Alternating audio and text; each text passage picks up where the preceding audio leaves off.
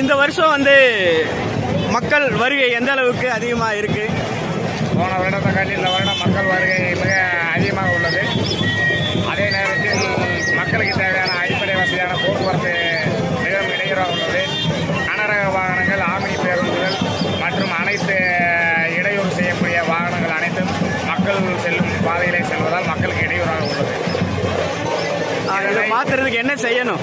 இதனை கம்பம் டிப்போ அரசு பேருந்து மேனேஜர் மற்றும் அதில் உள்ள ஊழியர்கள் அனைவரும் ஒன்று சேர்ந்து மக்களுக்கு சரியான நேரத்தில் பேருந்து வசதிகளை செய்து கொடுக்க வேண்டும் கேட்டுக்கொள்கிறோம். நீங்கள் எங்கேருந்து வர்றீங்க?